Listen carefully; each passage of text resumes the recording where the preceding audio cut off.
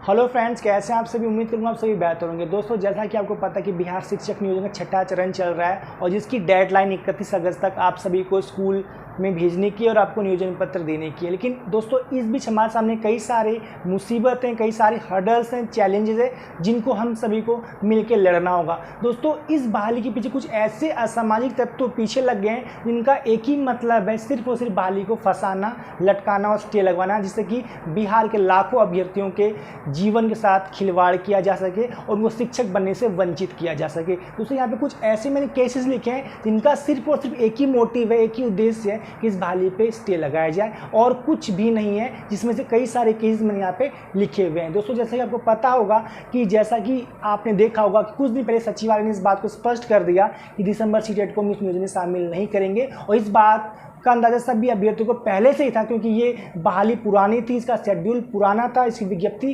5 जुलाई 2019 की थी। तो ऐसे में नए अभ्यर्थियों को मौका नहीं दिया जा सकता था किसी कीमत पर भी। फिर भी ये लोग उलूल मांग करने से बाज नहीं आए। छोटे मोटे इन्होंने आंदोलन की, इसका कोई भी असर नहीं पड़ा, क्योंकि पढ़ने वाला भी नहीं है, क्योंकि इनमें कोई वजूद ही नहीं, ना इनमें कोई आधार है शामिल करने का लेकर। आपको पता होगा कि दिसंबर सीटेट का जो मैटर है उस पर नीरज एंड अदर्स, यानी कि नीरज कुमार जिनका यूट्यूब चैनल शिक्षा सुधार रोजगार भी है, ये बात करते हैं शिक्षा में सुधार की। मैं इनसे एक सवाल पूछना चाहता हूँ, उम्मीद करूँगा कि आप ये मेरा जवाब अपने वीडियो के थ्रू दें। नीरज, कि जैसा कि आपको पता है कि दिसंबर सीटेट को आप शामिल करवाने के लिए आपने, जब एनसीटी का लेटर भी एनआईएस के फेवर में नहीं आया था, इनका जजमेंट भी नहीं आया था, तभी से आप इनके पीछे लगे हुए थे। शायद इसके पीछे एक वजह यह थी कि आप भी खुद दिसंबर सीटेट पास कैंडिडेट हैं और इससे पहले आपने कोई भी टीटी एग्ज़ाम पास नहीं किया हो, चाहे 2017 का बीटेट हो या उसके बाद आगामी सीटेट भी हो। दिसंबर से पहले आपने कोई पास ही नहीं किया था, यानी कि आपने अपने स्वार्थ के लिए बलि का बकरा बनाना बिहार के तमाम अभ्यर्थियों को शुरू कर दिया और इनसे चंदा वसूली करना भी शुरू कर दिया आपने, जिससे कि इनको मौका दिया जा सके। इस बात का अंदाजा आपको भी है कि दिसंबर सीटेट किसी कीमत पे शामिल नहीं हो सकता और आपके केस में कोई जान भी नहीं है। बावजूद इसके आप लोग इस हरकत से बाज नहीं आ रहे, जिसको देखते हुए बिहार के अभ्यर्थी ने निर्णय लिया है कि आपके केस में इंटरवेन बनने जा रहे हैं हम लोग, और बहुत जल्द इसमें थर्ड पार्टी की रूपरेखा भी बिहार के तमाम अभ्यर्थी इस केस के अंदर करेंगे।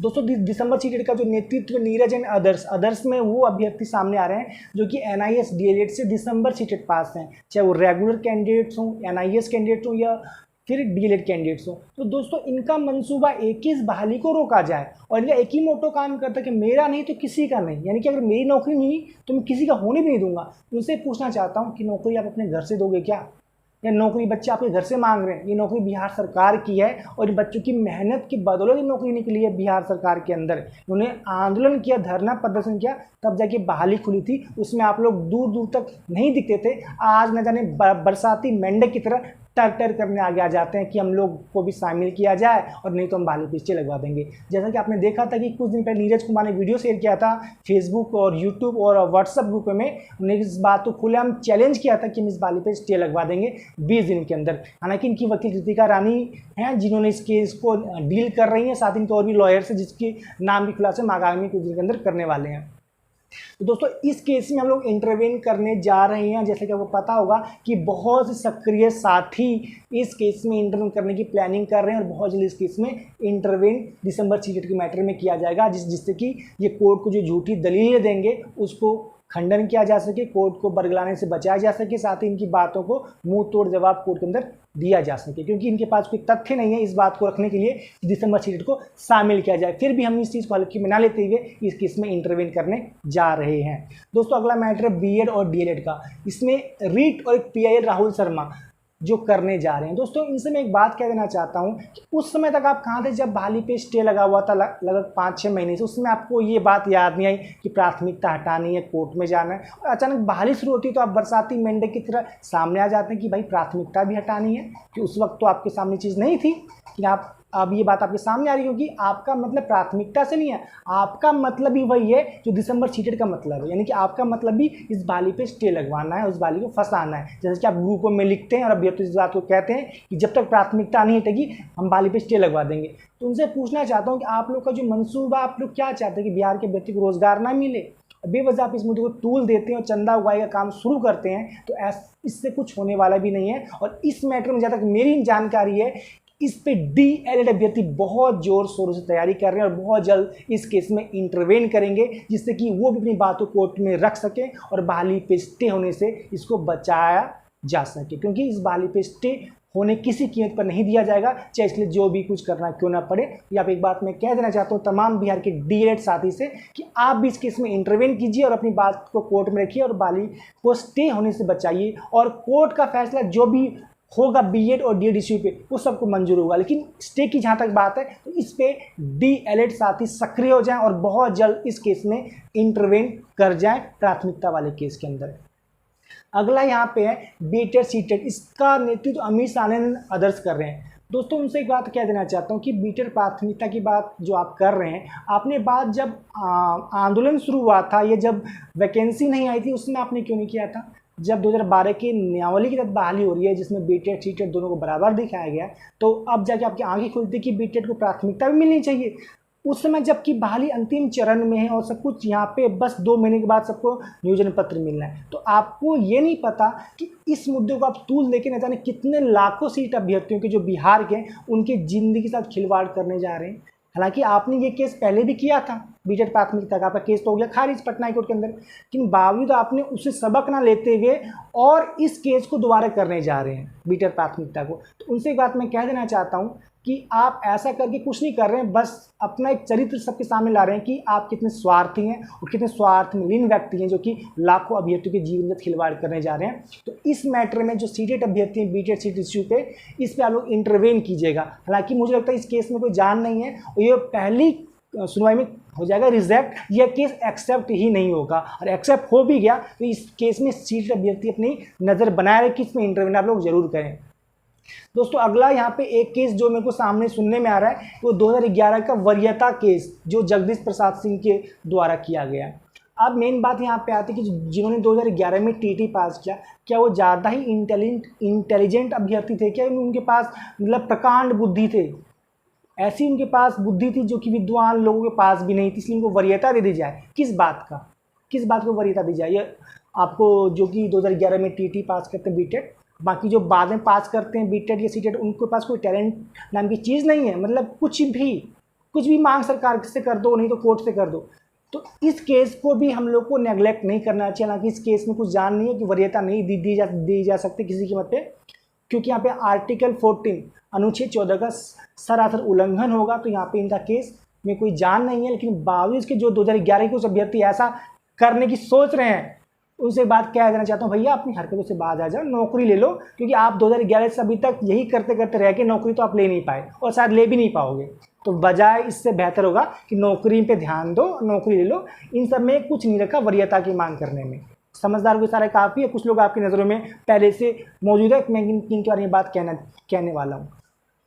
अगला पॉइंट लिखा है सभी रीट एवं PIL में इंटरवेन और थर्ड पार्टी बने जिससे बहाली स्वयं में पूरा हो। दोस्तों इन चारों केस में अगर रीट होती है, रीट पिटिशन होता है, ये PIL होती है, तो जिसमें जो केस सामने आ रहा है उसमें आपको इंटरवेन करना है, थर्ड पार्टी बननी है और इस बहाली को स्टे होने से बचाना है। अगर यहाँ पे लोग स्टे की मांग कोर्ट में करते हैं तो आपको पुरजोर तरीके से विरोध करना है और स्टे होने नहीं देना है। बाकी इनकी बातों का खंडन आपको अपने सबूतों से करना है जो कि आपके पास पर्याप्त मात्रा में पहले से ही है।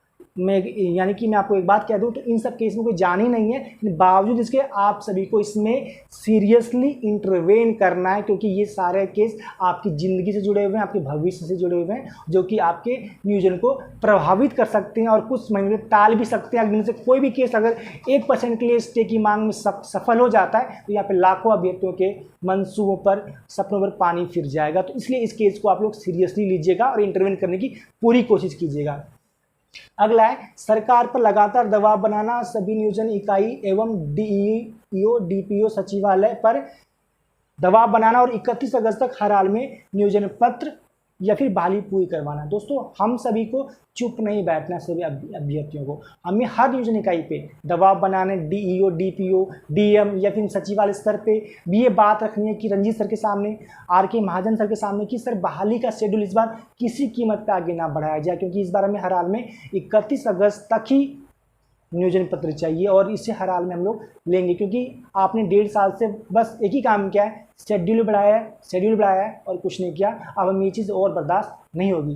दोस्तों इस बीच हमारे साथ कुछ नकारात्मक सोच के लोग मिलेंगे आपको, जो कि कहेंगे बहाली होगी नहीं, चुनाव के भेंट चढ़ जाएगी, बहाली होती नहीं दिखेगी। वो ऐसा पोस्ट करेंगे फेसबुक पे, व्हाट्सएप पे, ट्विटर पे, यूट्यूब पे। तो ऐसे लोग को निगलेक्ट कीजिए। आपका एक ही उद्देश्य होना चाहिए, जो पॉजिटिव लोग हैं उनके साथ रहिए, पॉजिटिव सोचिए और पॉजिटिव ही आपके साथ होगा। लेकिन इन सब मैटर पे ज़रूर ध्यान दीजिए, जिससे कि हम लोग के सामने कोई बाधाएं ना आ रहे और बहाली समय पूरी हो। मेरा मकसद किसी का विरोध करना नहीं है, ना मेरी किसी से व्यक्तिगत दुश्मनी है, कोई द्वेष है। मेरा मकसद सिर्फ और सिर्फ ये कि बिहार के 1 लाख अभ्यर्थियों के खड़े होना और उनको शिक्षक बनाने में अपनी भूमिका का निर्वाह करना, क्योंकि मैं चाहता हूं कि बिहार के सभी अभ्यर्थी शिक्षक बने। और ये मेरी सोच नहीं, बिहार के तमाम उन लाखों अभ्यर्थियों की सोच है जो कि वर्षों से शिक्षक बनने का सपना बिहार में देख रहे हैं, और उनके सपने से कोई खिलवाड़ करे ये कतई बर्दाश्त करने वाली बात नहीं है। तो मैं इन सभी केस करने वालों से एक बात कहना चाहता हूं कि आप लोग केस करने के बजाय थोड़ा आत्मचिंतन करें और सोचें क्या मैं करने सही जा रहा हूं। अपनी अंतरात्मा से बात पूछें। लेकिन मैं उम्मीद करूंगा आप इससे बाज नहीं आएंगे, आप लोग केस ज़रूर करेंगे। तो इसलिए मैं इन सभी केस के लिए सभी अभ्यर्थियों से कहना चाहता हूँ, इंटरवेन करें और अभी से तैयारी शुरू कर दें। और जहाँ तक मेरी समझ में आ रहा है कि इन सभी केस में इंटरवेन अभ्यर्थी जरूर करेंगे। और जहाँ तक दिसंबर 6 डेट का मैटर वाला केस है, इसमें इंटरवेन करने की तैयारी बहुत तेज़ी से चल रहा है, बहुत जल्द इसमें इंटरवेन कर लिया जाएगा। दोस्तों मैं आपसे एक ही बात कहना चाहता हूँ, पॉजिटिव सोचिए, अच्छा रहिए और हम सभी को मिल के इस बहाली को पूरा करवाना है। और जो बहाली के जो दलाल हैं, दुश्मन हैं, ये फिर ये कहें जो असामाजिक तत्व हैं, उनसे मिलकर अपनी लड़ाई लड़नी है और इस बहाली को हम लड़कर पूरी करवाएंगे। इसलिए हम सभी को एक दूसरे का साथ देना है और एक दूसरे के साथ कंधे से कंधे मिलाकर आगे बढ़ना है। दोस्तों फिलहाल इतना ही। उम्मीद करूँगा आप मेरी बात से सहमत होंगे। तभी थैंक यू। जय हिंद। Thank you.